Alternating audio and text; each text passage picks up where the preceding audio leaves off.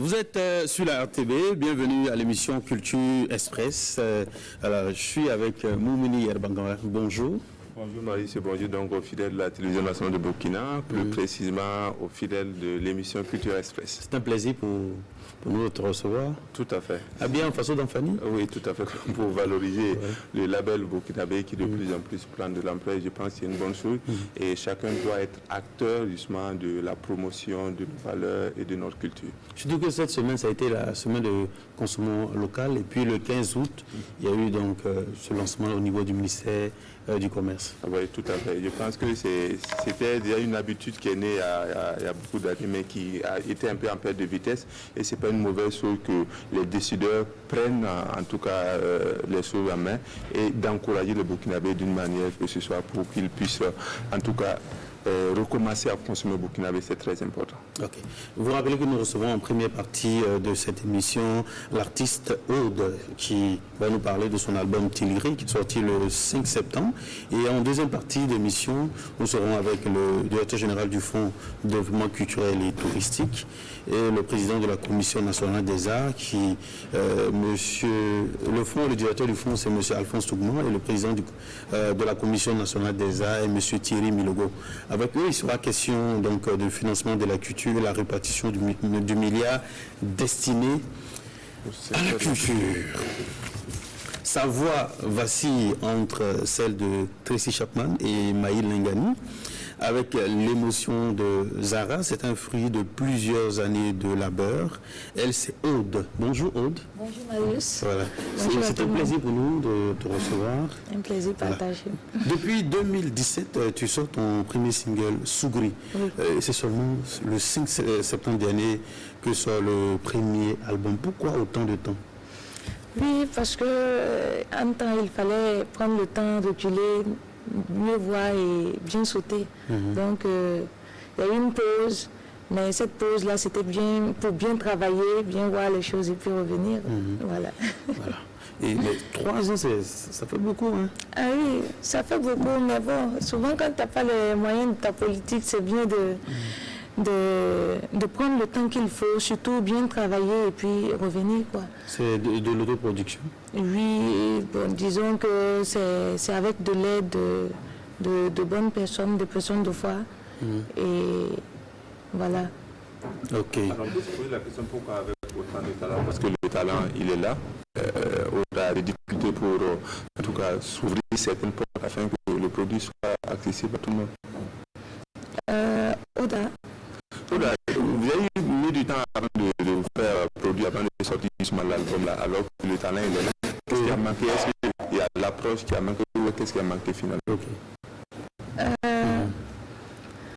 Bon, on n'avait pas les moyens pour se montrer. Donc il fallait que Aude attende tout ce temps-là, se préparer et avoir ce qu'il faut vraiment pour revenir se montrer. Donc c'est pour ça qu'il y a eu tout ce temps de pause et voilà. D'accord. Et justement avec ce nouvel album-là, qu'est-ce que Aude propose justement aux consommateurs burkinabés dans cet album? Aude demande à tout le monde de l'écouter, d'aimer sa musique et de partager surtout son produit. Voilà, pour se montrer, se faire voir à travers le Burkina, l'Afrique, le monde entier. En termes de contenu à l'intérieur de l'album, qu'est-ce que vous proposez en termes de coloration, en termes de rythme, voilà, qu'est-ce qui est proposé? Et il y a beaucoup de mélanges dans cet album-là. Et il y a plusieurs styles. Voilà, il y a plusieurs styles. On a essayé de s'ouvrir. D'abord, la base, c'est le traduit moderne, mais pas seulement ça, parce que je m'ouvre au monde, j'essaie de m'adapter à tout. Et voilà, il y a beaucoup de coloration. Une sorte de melting pot. Une sorte de melting pot, mais voilà. De telle sorte que ça soit consommable. Exactement. D'accord. Exactement. Donc, quelles sont les couleurs donc, de l'album? Il y a beaucoup de styles. D'abord, ça parle d'amour, ça parle du monde en général, ça parle du pardon.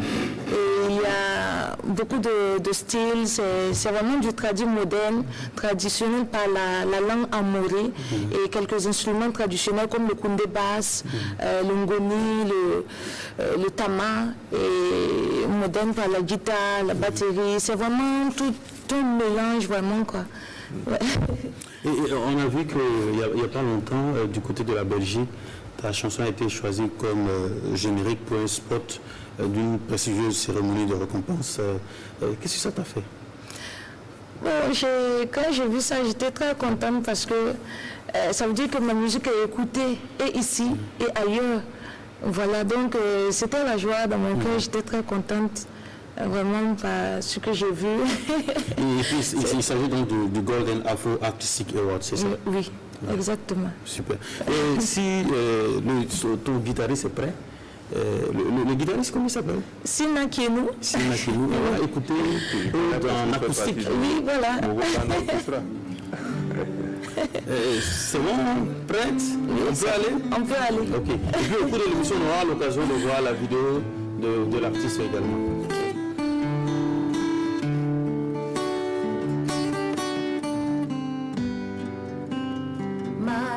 Sorima Mambera me mampunga mimbara Mkulle sabe yemdogodaba Mani mam sorim dudu mam sorim mau Mam saka me tambera mimbaba wo Mkana le pasatarie Yasul lamam kotiamba Aqui se denhame, mam chisa me nyame ma, mkanan le saindarie, ya sulla mam gotiamba, ya aqui se denhame, mam toda me bang yambara, mkanan le wibindarie, sulla mam gotiamba. Mambera me mamkonga me ma Mkonle sabe yes yeah Mambera me mamkonga me mbaba Mkana le pasatarie Ni mambara ma Kwe mami zilum songo Ya fi mamwe omdodoba Mkana le pasatarie Ninguém mambarga mbara Kwe mame sagal sonha Ya fi mamwe ombudu Kanale wimindari Sula mam kote Sula mam kote Suri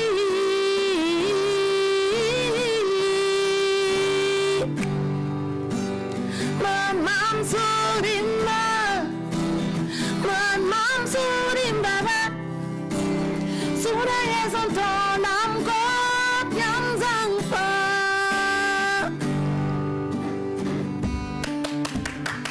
Wow, c'est magnifique, magnifique. On te souhaite le meilleur pour la suite de ta carrière. Il y a des choses en vue? Oui, j'ai un concert déjà même ce soir au Petit Bazar. Donc j'invite tout le monde. Il y a des concerts aussi, d'autres concerts en vue. Et c'est la promo vraiment de l'album en ce moment. On va passer dans les différentes radios, les émissions. Et voilà. Il manque ça parce que le talent il est là, la voix elle est entraînante. Et puis voilà, je pense que c'est du bon. Merci. Voilà, juste après ce qui suit, le temps que nos invités nous quittent, on va recevoir le directeur général du Fonds de développement culturel et touristique. Juste après ce qui suit.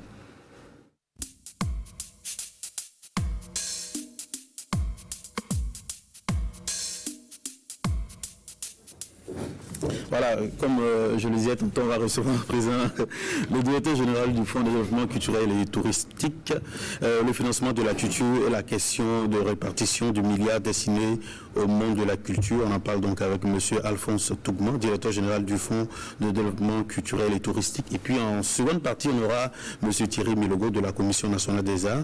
Et avec lui, il faut rappeler que M. Thierry Milogo, il est le président du comité de gestion du Fonds d'appui aux acteurs de la culture face à la Covid-19.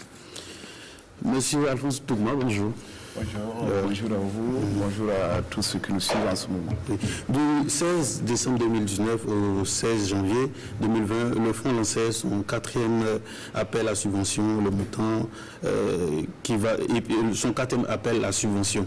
Voilà, et puis il faut rappeler que le montant qui variait de 1 à 10 millions.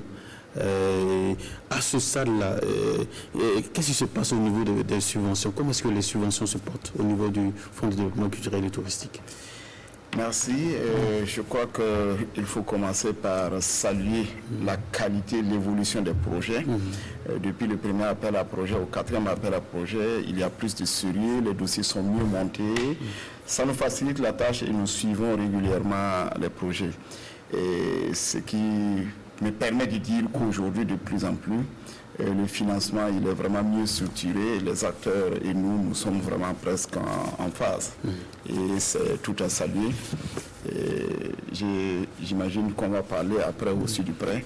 En tout cas, en ce qui concerne la subvention, les choses se portent assez bien. Voilà. C'est le montant de 1 à 10 millions, c'est ça? Ou c'est appelé à évoluer? Oui, le montant était de 1 à 10 millions, mais depuis avril passé, nous avons ouvert. Ça veut dire qu'un projet peut dépasser les 10 millions. On pourra bien entendu analyser, mais à ce niveau, il faudra le conseil d'administration pour valider. En ce qui concerne le prêt aussi, les choses ont évolué dans ce sens. Donc actuellement, nous ne sommes plus bloqués. Et ce qui nous conduit, c'est vraiment la pertinence du projet.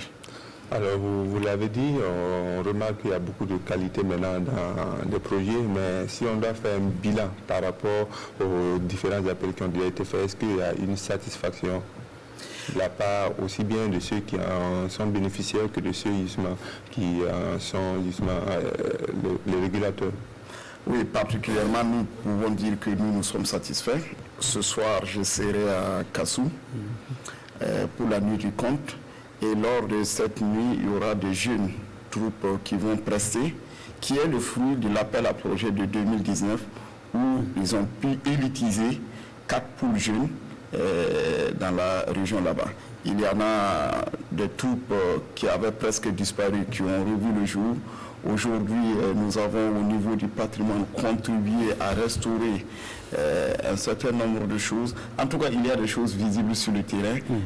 Nous pouvons vous assurer que les choses se déroulent assez bien. En termes de subventions, nous sommes aujourd'hui à combien de projets qui ont été accompagnés? Aujourd'hui, nous sommes à 98 projets de subvention accompagnés. Il y a des motifs de satisfaction, évidemment, mais il n'y a pas que ça. Il y a des regrets quelque part? Oui, quelques regrets. Je regrette par exemple qu'un projet de 2017 n'ait pas abouti jusque-là, pour des raisons diverses quand même. Et on traîne les pas au niveau de certains projets. Et ce qui n'est pas intéressant avec certains promoteurs, ils ne nous donnent pas le calendrier et puis ils commencent l'exécution des projets. Alors que nous devons suivre les projets ensemble. Ce qui fait qu'arriver vers la fin, nous sommes informés, mais il se trouve qu'on a des difficultés pour débloquer les dernières tranches, parce que tant que nous ne nous accordons pas que les choses se sont passées comme ce que nous avons arrêté ensemble, ben nous ne débloquons pas la dernière tranche de la subvention qui est de 20%. Ce n'est plus l'époque des cas où on donne l'argent pour faire des projets et les gens ne s'exécutent pas, c'est ça? Ah non, ça c'est fini. Au niveau du FDCT, on ne parle même pas de ça. Je l'avais dit et je le répète, au franc prêt, il faut justifier. Il y en a qui ont eu des avertissements, il y en a qui sont suspendus les financements du FDCT. Quelles sont les sanctions? Non, les sanctions, c'est les suspensions. Normalement, jusque-là, personne n'a remboursé. Mais je crois que d'ici la fin de l'année, il y en a carrément qui vont rembourser la partie qui n'a pas été utilisée. Les subventions, hein? Ah, bien entendu, si. Nous signons une convention ensemble où nous nous assignons des objectifs. Lorsque les objectifs ne sont pas atteints et surtout lorsque l'argent a été détourné à d'autres fins, il est clair que la sanction, c'est le remboursement. C'est la suspension au financement du FDCT et même que nous allons écrire à nos différents partenaires pour que lorsque vous avez un problème avec nous, vous ne puissiez pas aller vers nos partenaires pour lever des financements. C'est logique quand même. Alors, est-ce que on sait que le secteur de la culture c'est assez vaste, parmi ceux qui sont bénéficiaires de ce projet-là, est-ce qu'il y a un secteur qui est en pole position, qui est devant, ou bien c'est quasiment au même niveau? Non, c'est plutôt les arts de la scène qui se comportent très bien en matière de volume de projet, même souvent en qualité de projet. C'est normal. Parce que dans ce secteur-là, vous avez vu, c'est des gens qui même levaient déjà des fonds à l'international. Donc quand le FDCT est venu, les choses sont plus faciles pour les arts de la scène. Donc c'est vraiment en matière de locomotive à notre niveau, c'est les arts de la scène qui sont devant. Oui, dans ce domaine des arts de la scène, il y a effectivement parmi les projets, les spectacles qui sont là, qui sont installés à ce durablement, je ne sais pas s'ils ont besoin du enfin du fonds. Mais il y a par exemple les récréatrices qui vont bientôt ouvrir leurs portes pour l'édition 2020. Est-ce qu'il y a eu justement une approche de la part donc, des acteurs, de ceux qui dirigent, pilotent les récréatrices? Oui, nous, avec les récréatrices, nous avons eu une belle expérience. Ce n'est pas que le dossier du financement qu'ils nous ont soumis. Ils sont venus à 2 reprises chez nous pour demander un accompagnement technique. D'abord, c'était pour voir dans quelle mesure nous pouvions collaborer pour ces récréatrices. Et mieux, ils nous ont demandé pour qu'ensemble, on puisse les aider à ce que nous montons un plan d'action de leur structure.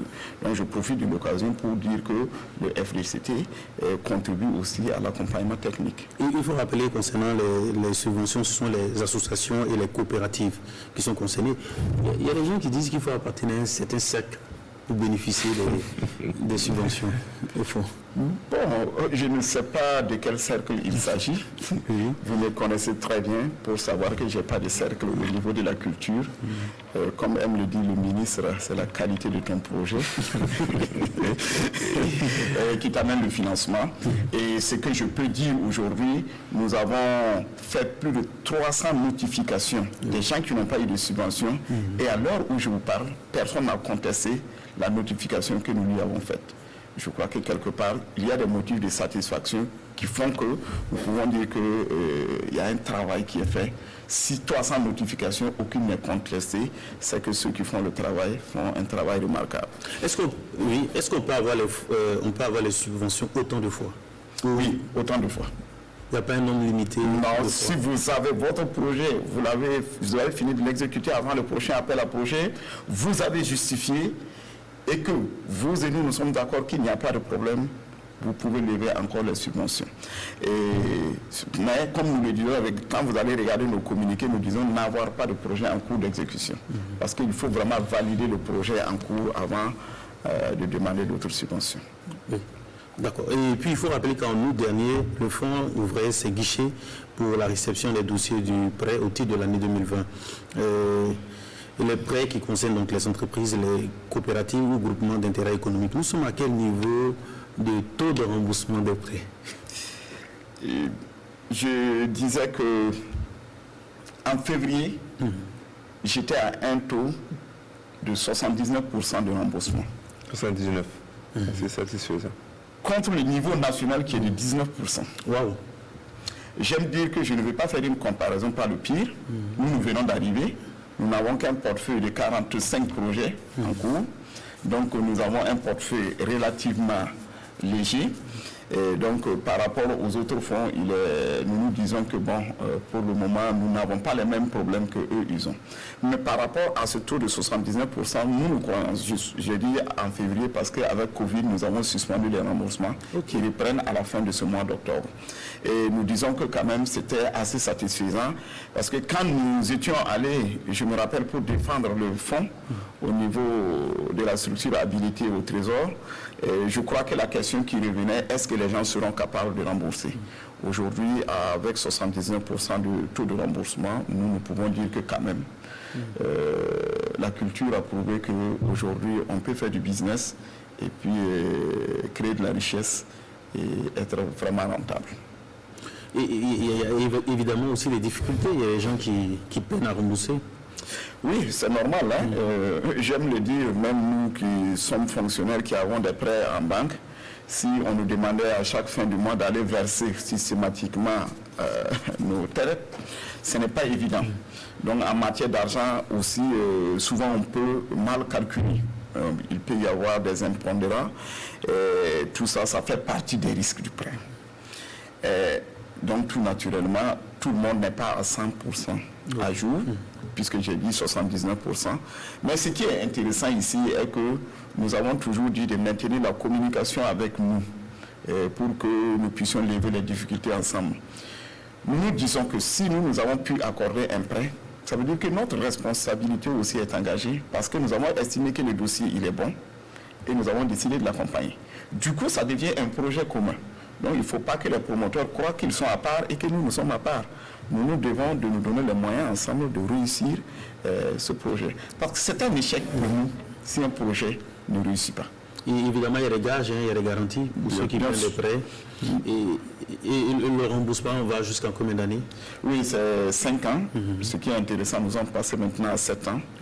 Et, bon, les remboursements, comme vous le dites, il y a des problèmes, mais nous avons indexé les prêts sur les garanties. Mais notre taux est de 5%. Il y en a qui disent que nous avons les conditions bancaires. Vous n'allez pas aller en banque et puis indexer un prêt sur l'immobilier à 5%. Il n'y a pas cette banque au Burkina. Donc je me dis que quand même nous avons des conditions que nous continuons même d'assouplir. Comme je l'ai dit, nous sommes maintenant à 7 ans. Bon, je n'aime pas trop parler des garanties parce que comme je l'ai dit, si nous arrivons à mettre en œuvre la garantie, c'est un échec pour nous. C'est pas ça que nous voulons. Nous voulons que le projet... Donc, ce n'est pas encore arrivé. Nous avons un cas qui risque d'arriver. D'accord. Alors, vous avez évoqué tantôt la question donc, de crise sanitaire qui a dû jouer par rapport à ces différents projets-là que vous avez avec les différents acteurs. Quel a été l'impact immédiat par rapport justement à ces taux, à ces remboursements, aussi bien au niveau des prêts qu'au niveau des subventions? Pour les remboursements, il était évident que les gens ont eu des difficultés. Quand vous prenez les cas des restaurants et des hôtels, c'était carrément toute autre chose. Vous prenez les promoteurs culturels, il n'y avait pas de concert, il n'y a pas d'activité. Ils nous ont approchés pour ceux qui ont été les plus prompts pour nous dire écoutez, il faut que vous nous accompagniez. Et nous avons accédé à cela. Donc nous avons suspendu le paiement des traites jusqu'à début octobre. Donc à partir de fin octobre, on va réaménager les échéances et bon, on va reprendre. Et ça ne vit pas sur le taux initial? Non, nous avons suspendu. En réalité, nous n'avons pas. C'est comme si nous avons suspendu cette période. Donc il n'y a pas d'impact sur le taux. Donc le taux ne va pas croître. Et pour ce qui est des délais, on va prolonger un peu de quelques mois justement pour rattraper cette période. On voit que le fonds est alimenté aussi par des fonds venant de l'extérieur. Est-ce qu'il y a un mécanisme qui sera mis en place? Vous êtes en train de réfléchir à ce niveau-là pour l'autofinancement du fonds? Parce que lorsqu'on reçoit des fonds de l'extérieur, c'est forcément conditionné. Et quelles sont les conditions? Bon, comme on le dit, l'argent gratuit n'existe pas. Oui. Même quand nous étions petits, quand on te donne 25 ou 50 francs, ben après, souvent on te dit, écoute, si tu ne fais pas telle chose, tu ne vas plus avoir. C'est des formes de conditionnalité. Et même avec les partenaires, c'est toujours comme ça, il y a des conditions. Mais en ce qui concerne l'accompagnement de l'Union européenne, pour commencer par ça, il y a quand même des conditions, mais que nous avons arrêtées ensemble. Okay. Nous avons décidé, par exemple, de choisir parmi les filières 3 filières prioritaires, que sont les arts de la scène, le cinéma et l'audiovisuel, le design et l'artisanat, et l'artisanat d'art.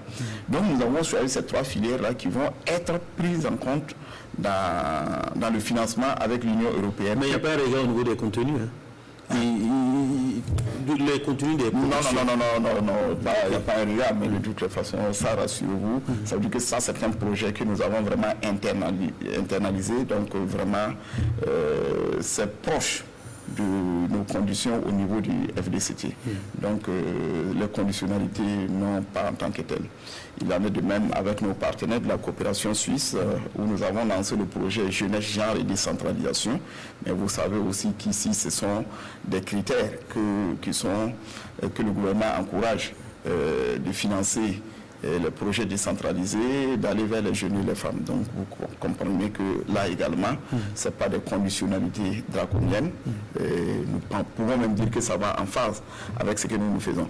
Parce que le FDCT, parmi les critères, effectivement, le genre, la jeunesse et la décentralisation, ça donne plus de points au niveau des notations que les autres critères. Donc c'est des choses que nous prenons en compte. Alors, vous écoutez, le bilan semble satisfaisant, mais on sait aussi qu'avec le temps, vous avez acquis un certain nombre d'expériences. Est-ce que tout cela vous a permis peut-être d'envisager des perspectives pour que les prochains projets-là soient mieux portés pour les uns et les autres? Oui, comme le disait Djessongo tout de suite, l'un des défis à relever, c'est le financement. Je crois qu'avec le FDCT, après 3 ans de financement plein, je crois que nous avons pu regarder dans l'horizon et nous avons quand même des priorités et nous disons qu'il faut réorganiser certaines choses pour transformer véritablement l'économie de la culture. L'un des défis à relever, c'est avoir de l'argent pour financer notre culture. Et nous sommes en train de réfléchir sur ça, sur des sources pérennes de financement. Ça marche très bien ailleurs, ici aussi ça peut marcher. Comme j'aime le dire, si nous concédons 10 francs sur la bière que nous buvons, c'est des milliards que nous allons lever pour financer la culture. Et qu'il y a d'autres mécanismes sur lesquels nous sommes en train de réfléchir et nous pensons que nous allons faire aboutir ça d'ici janvier pour proposer au bas mot entre 15 et 20 milliards qu'on peut lever pour financer la culture au Burkina Faso. Donc ça va être quoi concrètement? Non, de façon concrète, comme je vous le dis, nous avons indexé les boissons industrielles. Ça c'est une bonne nouvelle pour les maraîchers. Je crois que nous sommes tous d'accord que nous voulons financer notre culture. Tout le monde est d'accord qu'il faut financer la culture. Si tout le monde est d'accord, tout le monde peut conseiller 10 francs en passant. Il y a que aujourd'hui, nous utilisons des mégas. C'est des outils de consommation des produits culturels. Il va falloir que lorsque vous mettez 10 000 ou 15 000 de mégas, vous pensez concéder 5 francs ou 10 francs pour de meilleurs produits culturels.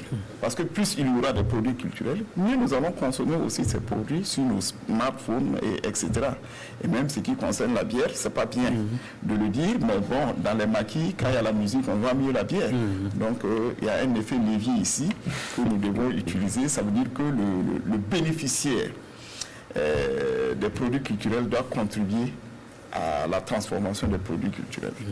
On voit que le dimanche, à Bobo, c'est le lundi. Le lundi, oui, à Bobo, il y a le lancement de... Oui, le lancement du programme dont je vous parlais, l'Union européenne qui nous accorde un financement de l'ordre de 4 milliards. L'État burkinabé apporte en gros 1 milliard, donc ça fait 5 milliards pour financer ces 3 filières-là sur l'horizon 2020-2023. Donc le lancement va se faire donc à 16h à la Maison de la Culture à Bobo-Dioulasso sous le patronat du ministre de la Culture, des Arts et du Tourisme. Le fonds a abrité une partie du milliard destiné donc à la culture. Il y a eu beaucoup de bruit autour. Comment est-ce que vous avez trouvé la gestion? De toutes les façons, le président, quand il va venir, il va mieux parler. De toutes les façons, nous ne nous attendions pas à ce que tout le monde nous applaudisse quand il y avoir les résultats. Nous avons cette expérience au FDCT. L'essentiel pour nous est que nous ayons la conscience tranquille d'avoir fait ce qu'il y avait de mieux à faire avec ce milliard. Pour preuve, par exemple, pour 150 millions que nous voulions pour le préjudice, nous avons utilisé autour de 85 millions. Donc pour nous, l'essentiel n'était pas forcément d'épuiser l'enveloppe. Nous n'avons pas expressément brimé les gens, mais nous avons fait ce qu'il y a de plus objectif. Du reste, comme je l'ai dit, nous n'avons pas la prétention d'avoir agi à 100%, d'avoir tout fait à 100% correct. Nous aussi nous apprenons parce que c'est une première expérience au Burkina Faso. Nos portes sont ouvertes et nous sommes prêts à dire aux uns et aux autres pourquoi ils ont eu tant et tant. Je vous donne un exemple. J'ai vu une réaction de quelqu'un qui a commencé à réagir. C'est comme un jury qui délibère. Le jury vous dit que vous avez 10 sur 20. Mais cherchez à voir votre copie. Ce n'est pas la peine de commencer à... Venez, on va discuter. Nous, on peut avoir raison. Si nous avons raison, nous nous remettons en cause et nous allons rectifier. Mais vous pouvez avoir tort aussi. Donc je crois que si ouvrons des passerelles pour nous parler, au lieu d'aller dans tous les sens. Il y a les autres entreprises qui ont eu 100 milliards, donc je ne crois pas qu'il y a autant de bruit autour de ça. Il faut que nous apprenions à être des gens qui sont au-dessus des milliards. 1 milliard ne doit pas faire du bruit. Les FDCT, l'État donne 1 milliard par an et ça ne fait pas de bruit. Donc apprenons à nous dire qu'1 milliard, c'est tout aussi 1 milliard comme pour les autres. Ok, merci bien M. Alphonse Tougma, directeur général du Fonds de développement culturel et touristique. Merci d'être passé ce matin pour des éclaircissements. Si la régie nous le permet, on va passer une vidéo, si possible, et le temps de recevoir M. Thierry Milogo, qui lui est le président du comité de gestion du Fonds d'appui aux acteurs de la culture face à la Covid-19. Voilà, si la régie... Voilà.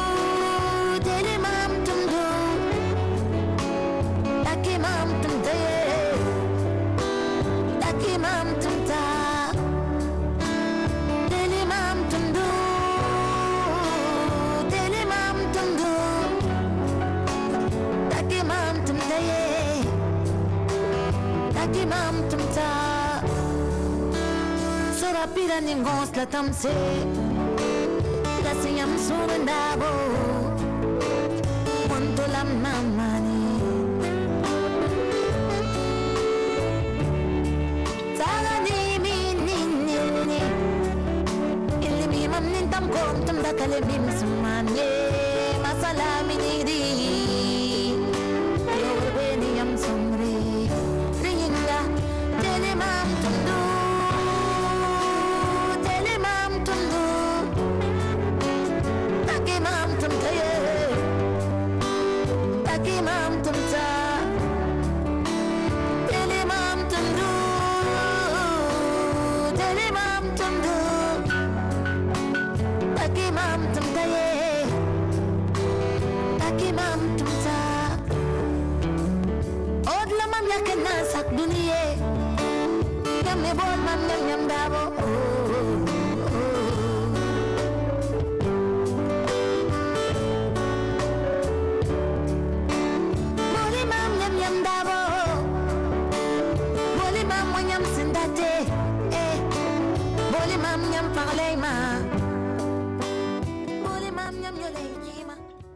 À l'instant, Aude.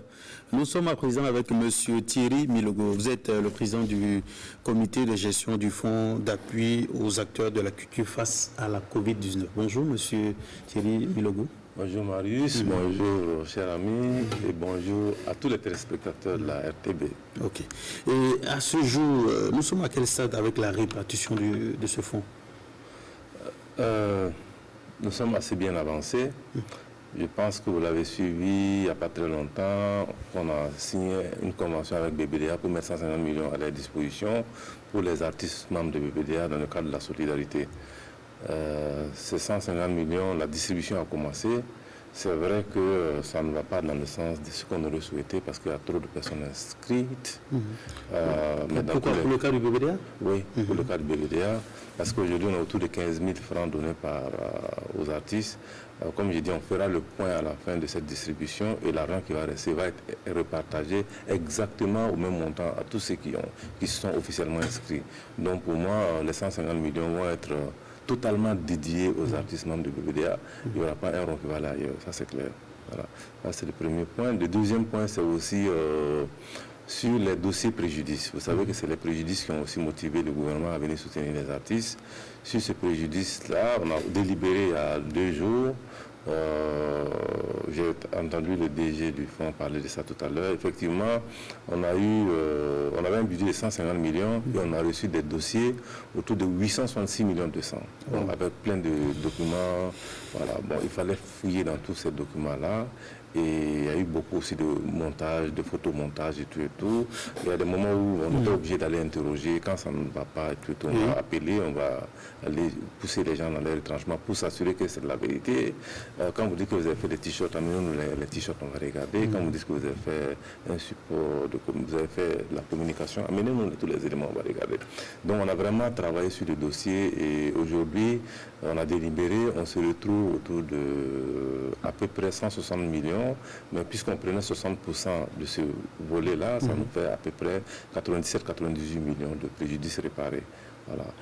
La délibération a été faite, on va prendre des dispositions pour que la semaine ou les semaines qui suivent, les gens qui ont été, les gens pour lesquels des charges ont été retenues, qu'on commence à payer. Alors, il y a excusez-moi, à ce niveau, ça concernait combien de structures?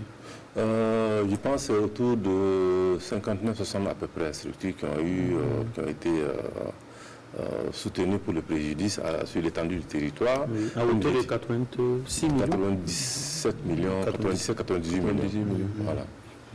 Donc c'est vraiment ça. Il y en a qui avaient des activités visibles qui ont été engagées, pour lesquelles il a fallu effectivement, au regard des pièces fournies, on a retenu des charges, mais il y en a aussi. Et puis comme je dis, le préjudice ne retenait pas toutes les dépenses. Je pense que c'est ce que les gens n'ont pas compris. On ne retenait pas toutes les dépenses. Il y a des dépenses qui n'étaient pas éligibles, mais les gens ont envoyé toutes les dépenses. Il y en a qui envoient des frais de carburant. Bon, on ne rembourse pas de frais de carburant. Il y en a qui même... il y a des dossiers où quelqu'un me met, bon, il allait manger avec quelqu'un, ils ont consommé ici du whisky, du machin. Bon, comment voulez-vous que ces dossiers-là, on puisse les rembourser? Et puis il y a des dossiers sur lesquels il y a beaucoup de photomontage. On fait des photomontages, on va avoir la photocopie. C'est-à-dire, bon, par exemple, pour les billets d'avion, il y a eu pas mal de choses qui n'étaient pas... Mais globalement, il y a eu un comité technique qui a fait un magnifique travail. Je pense que c'est l'occasion pour moi de tirer mon chapeau à l'équipe qui a travaillé. Chaque dossier a été repassé au point fin pendant au moins 3 fois pour s'assurer que on ne va pas léser quelqu'un, pour s'assurer qu'on ne va pas faire du tort à quelqu'un alors que... Mais à un moment donné, les documents qu'on avait, sur des piles de 866 millions de dossiers, contre 150 millions, vous savez, à un moment donné, il faut faire un choix. Donc l'équipe a abattu un travail magnifique. C'est ce travail-là qu'il faut saluer. Et c'était une première au Burkina. Pour moi, c'est une fierté d'avoir travaillé avec cette équipe-là et de pouvoir arriver à ces résultats-là qui reflètent vraiment la réalité que nous, on a vraiment vu sur le terrain. Donc ces préjudices, ça concerne quoi exactement? Les préjudices, ça concerne tout ce qui est fait de communication, tout ce qui est charge de, comment on appelle, les cachets. Mais même ces cachets-là, il faut vérifier. Est-ce que si l'activité est reprogrammée, on ne peut pas... Ça veut dire que le gars pour lequel vous avez fait une avance, il va venir presser. Donc pour moi, il y a eu beaucoup de choses comme ça. Le cachet à quelle hauteur? 100%? C'est 60% qu'on a pris. Mais en même temps, quand il dit mon activité est reprogrammée, celui à qui j'ai donné un cachet, ça veut dire qu'il va venir presser. Donc est-ce qu'il faut le retenir? Ceux qui ont payé des frais de communication à la RTB, on a appelé à la RTB pour savoir, ils vous ont donné des avances, comment on fait? La RTB dit, bon, quand ils reprogramment leur activité, on va venir filmer, ou éventuellement, bon, s'ils ont besoin qu'on rembourse, on va rembourser leur argent. Donc, du coup, il y a des charges qu'on ne pouvait pas retenir parce que derrière, il y a un mécanisme de remboursement qui pouvait être opéré. Donc, pour moi, comme je dis, on a fait un travail C'était un travail de fourmi, mais on est arrivé à une conclusion. Et comme j'ai dit, c'est vraiment le sentiment d'un travail qu'on a fait en toute tranquillité, en toute indépendance. Et puis voilà, quoi. Au-delà justement de ce dont on aborde, les préjudices, il y a d'autres actions qui sont faites justement à ce niveau pour le secteur de la culture. On a vu que très récemment, pour le domaine de la littérature par exemple, il y a eu un appel pour l'édition ou pour la promotion des œuvres qui sont déjà éditées. Est-ce que vous pouvez nous parler de ce domaine-là? Avant d'aller à ça, je voulais aussi juste dire qu'il y avait un autre volet qui devait être pris en charge, c'est le soutien aux entreprises.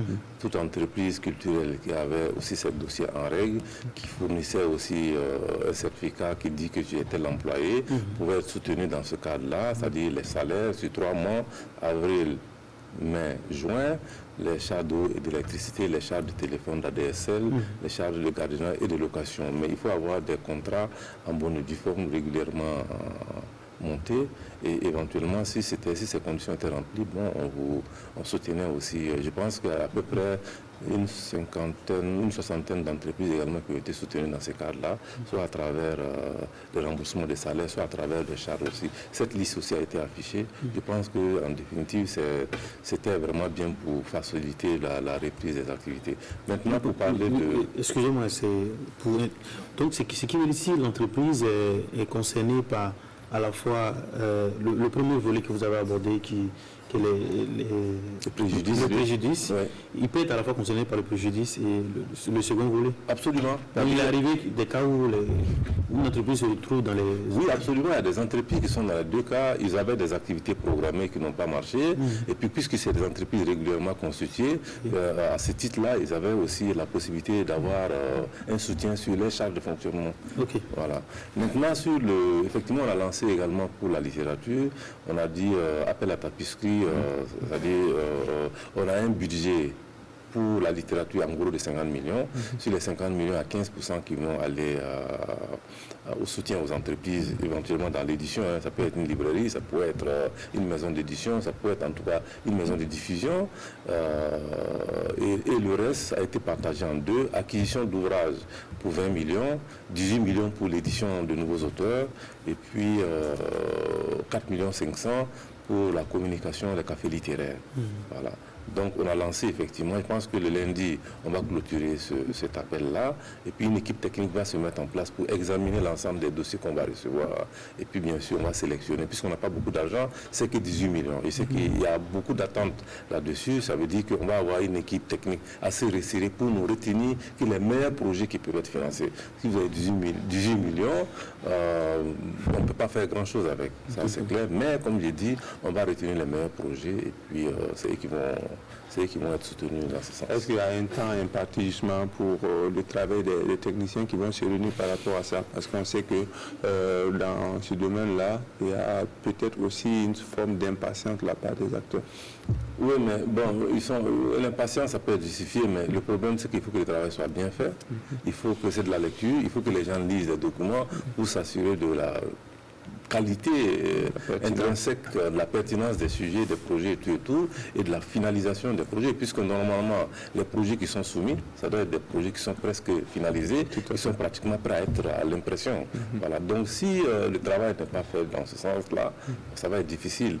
On a demandé également qu'il y ait une note technique qui accompagne, c'est-à-dire celui qui a lu, qui a fait des observations sur le fond de la forme, c'est-à-dire tout ça, c'est des éléments qu'on va regarder pour pouvoir soutenir ces personnes-là. Maintenant, quel temps ça va prendre? Comme je dis, ça dépendra du nombre de dossiers qu'on va recevoir, puisque ce communiqué a été prolongé jusqu'à lundi. Donc lundi, on fera le point sur l'ensemble des dossiers reçus et le comité technique se mettra en place pour regarder les dossiers. Est-ce qu'il y a d'autres aspects aussi en dehors de ce que vous avez cité? Oui, il y a d'autres aspects. Il y a par exemple les arts plastiques. Okay. Sur les arts plastiques, il y a un mécanisme d'acquisition également des œuvres d'art plastique qui est lancé, qui est même arrêté, dont l'équipe technique va commencer le travail la semaine prochaine. Il s'agira d'acheter pour 50 millions de francs des œuvres d'art plastique de bonne qualité qui vont être mises dans les services publics, dans les ambassades, dans les ministères, à la présidence, au premier ministère et tout. Donc il y a une équipe également qui va au regard des dossiers qui vont être fournis, qui va regarder les dossiers, qui va retenir les meilleures offres en termes de tableaux, en termes de sculptures, en termes de choses, de tout, voilà, en termes de, comment on appelle, comment on appelle ça, en termes d'œuvres, voilà, d'œuvres fournies, d'œuvres proposées. À partir de ce mois-là, bon, l'équipe va regarder, il y a des critiques d'art là-dedans, il y a vraiment des techniciens à l'intérieur qui vont regarder, qui vont s'assurer. Si vous proposez un prix, il faut qu'on regarde si le prix, si l'œuvre, le prix proposé, l'œuvre peut atteindre ce prix-là. Donc, il y a vraiment une équipe technique, mais une équipe indépendante, comme j'ai dit. On a conçu une équipe indépendante qui va examiner ça sans complaisance, parce que, comme je dis, on veut retenir les meilleures œuvres pour être mises dans les espaces publics. Et les artistes qui ont de la qualité, qui ont de la matière, doivent être promus dans ces espaces-là. Et ça sera aussi une fierté pour tout le monde, pour nous, pour eux, parce qu'ils vont se retrouver aussi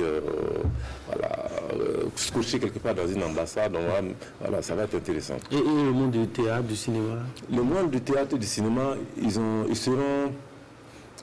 pour le cinéma, vous savez, on est en train de travailler sur le cinéma dans la relance. Parce que vous savez que le prochain FESPACO, c'est en février. Dans le projet relance, il y avait des gens qui avaient... on avait dit qu'on allait soutenir les courts-métrages, la post-production, le soutien à l'écriture et éventuellement la promotion et la diffusion. Donc les gens ont donné leurs projets, ont déposé leurs projets, on est en train de regarder. Il y a un comité qui a commencé à travailler depuis quelques jours déjà. Parce que pour nous, le cinéma est prioritaire puisqu'il y aura le FESPACO. Ceux qui sont en mode post-production, il faut qu'on arrive très rapidement à dégager, c'est-à-dire là où est-ce qu'ils ont par rapport à leur post-production, qu'est-ce qui manque, comment on peut accompagner en apportant un peu d'argent pour leur permettre de finir les films. Et c'est combien? La somme qui sera mise à la disposition? Non, le cinéma, pour le cinéma, on a initialement 250 millions. Les 250 millions, vous avez 22 500 000 pour soutenir les entreprises du cinéma en termes de charges de fonctionnement, et puis vous avez 22 500 000 pour les projets. Dans ces projets, comme j'ai dit, il y a plusieurs choses qui vont être soutenues, post-production, court-métrage. 22 millions 222 millions. 222 millions. 222 millions 500. Il y a un nombre déterminé de projets? Non, mais il n'y a pas un nombre déterminé. Dans tous les cas, les dossiers on a clôturé tout ce qui est dépôt. Aujourd'hui, pour le cinéma, on a à peu près 68 projets qui ont été déposés. Sur les 68 projets, on a à peu près 10 ou 11 dossiers en post-production. Donc ça veut dire que c'est des projets qui sont bien avancés, qui ont besoin juste d'être accompagnés pour être finalisés, pour pouvoir compétir au prochain FESPACO. Donc on va faire en sorte que ces projets-là puissent être rapidement regardés, finalisés pour la semaine prochaine. Et puis si éventuellement il y a de l'argent à dégager ou un budget à dégager pour eux-là, on va le faire rapidement pour leur permettre de terminer rapidement leur film ou leur projet. Avant peut-être d'évoquer la SNCE, permettez-moi de revenir sur l'acquisition dans le domaine de la littérature. Vous avez parlé donc des tableaux qui vont être acquis pour les différents... Oui, les tableaux au niveau de la pratique au profit des ministères. Concernant les œuvres, parce que je pense que vous avez parlé aussi d'acquisition, non? Oui, de lire voilà. Profit Qui seront les bénéficiaires? Les bénéficiaires, ça va être la Bibliothèque nationale, ça va être les Sénalac là, ça va être aussi, par exemple, les archives nationales ont demandé avoir quelques documents chez eux, et puis on va cibler quelques lycées à qui on va offrir des livres dans le cas de ce soutien-là. Et d'une certaine manière aussi, les auteurs, là, ce seront des auteurs burkinabés? Oui, c'est les auteurs burkinabés dont les livres ont été édités au Burkina ou non, mais il y a une équipe technique qui va sortir la semaine prochaine pour parcourir les librairies pour acheter les ouvrages à ce niveau-là. Donc on va acheter pour permettre à tout le monde de gagner un peu dans le cadre du soutien Covid, quoi. Et il y a un autre point, c'est l'artiste qui n'est pas affilié au BBDA. C'est qui l'artiste qui n'est pas affilié au BBDA? Comment est-ce qu'on fait pour le reconnaître? Je pense qu'ils ont été pris également en charge. Oui, les artistes qui ne sont pas affiliés à BBDA, il y en a au Burkina. Vous savez, il y en a le week-end qui vont jouer de maquis en maquis. Dans les orchestres, là? Dans les orchestres, là. Vous avez des guélis qui sont des artistes qui ne sont pas forcément affiliés. Vous avez des acteurs des arts plastiques qui ne sont pas affiliés. Vous avez les gars de la danse, par exemple, qui ne sont pas forcément affiliés. Vous avez des humoristes qui ne sont pas souvent affiliés. Donc, tout cela, c'est des artistes. Voilà. Mais dans le cadre de ce soutien, ils ont droit aussi à un soutien. Il faut simplement qu'ils se fassent enrôler. On a mis en place dans les 13 régions des mécanismes d'enrôlement dans les 13 régions. Et il suffit d'aller se faire enrôler, dire quelle est sa filière et tout. Éventuellement, puisque dans les régions, on suppose que quand tu dis que tu es artiste, soit le directeur provincial, soit le directeur régional, soit les autres acteurs, on te connaît. Donc, les listes de ceux qui vont être enrôlés vont être publiées. Bon, si jamais quelqu'un n'est pas artiste, on invite ceux qui les connaissent à venir dénoncer pour qu'on puisse les rayer, pour ne pas avoir un pléthore de personnes qui ne sont pas véritablement des artistes, mais qui souhaiteraient éventuellement bénéficier de ce fonds-là. Donc ces artistes-là, effectivement, on a à peu près 30 millions pour ces artistes. Donc, à la fin de l'enrôlement, on prendra le nombre de personnes enrôlées qui sont effectivement des artistes. On va partager les 30 millions pour donner à Comment est-ce que vous allez faire pour vérifier? On va publier, on invite tous ceux qui vont publier sur les différentes plateformes, on va publier dans les régions, là où les artistes sont issus, on va inviter les gens à venir. Si au bout d'une semaine, personne ne réagit, on considère que le gars il est un artiste, et puis bon, on va retenir son nom pour pouvoir bénéficier des 30 millions. Encore qu'il faut qu'ils soient au courant de cette liste qui sera publiée, qu'ils soient véritablement ventilés. Mais en général, quand ça se fait, c'est publié dans les plateformes des fêtières et tout. Ça va être fait par le FDCT, par le ministère de la Culture éventuellement. Chacun aura la liberté de les regarder là-dedans. La région aussi. Voilà, donc ça va. On espère qu'il n'y aura pas de dénonciation calomnieuse aussi. Non, mais bon, s'il y a une dénonciation, vous savez, on n'est pas aussi des enfants, on va les regarder un peu pour savoir tel artiste. C'est aujourd'hui facile à savoir. Personne ne peut se cacher dans ce bouquin-là. C'est-à-dire, si tu es artiste, tout le monde le saura. C'est-à-dire, là où tu es issu, le milieu où tu évolues, tu nous diras, on appellera des gens qui peuvent confirmer ou infirmer, ou bien tu as des enregistrements, ou tu as des œuvres d'art que tu peux présenter. C'est ça qui... Voilà, il faut que tu apportes la preuve. Vous êtes également le président de la Commission nationale des arts. Nous sommes à quel niveau avec le statut de l'artiste? Le statut de l'artiste évolue très bien. Je pense que pour une des rares fois en Afrique, on sera le premier pays à pouvoir donner une carte professionnelle aux artistes. Il y a un projet pilote qu'on a mis en place entre Ouaga et Bobo pour pouvoir donner les premières cartes. On a demandé aux artistes d'aller s'inscrire, d'apporter tous les éléments nécessaires pour la constitution de leur dossier pour la carte professionnelle. Pour moi, je pense que le processus arrive à terme, ou va arriver à terme plus tard la semaine prochaine. À partir de là, la commission va siéger pour examiner chaque dossier et puis s'assurer que effectivement les gens qui ont dit qu'ils sont des artistes, qui sont réellement des artistes, que les pièces fournies répondent à ce que nous avons demandé. À partir de ce moment-là, on va demander à l'ONU de nous confectionner les cartes professionnelles. Je pense qu'avant la fin d'année, en tout cas cette année, on va pouvoir délivrer les premières cartes professionnelles aux artistes. Est-ce qu'il se bouscule? Vous êtes à combien d'inscrits? Non, je ne pourrais pas vous donner les chiffres là aujourd'hui parce que c'est les directions régionales de la culture du centre et de haut bassin qui sont ciblés pour le moment. Mais parallèlement, nous avons des équipes qui ont sillonné les autres régions pour aller informer les acteurs culturels. Ils ont eu des réunions, en tout cas dans 4 ou 5 régions déjà. Ils sont déjà passés dans 4 ou 5 régions.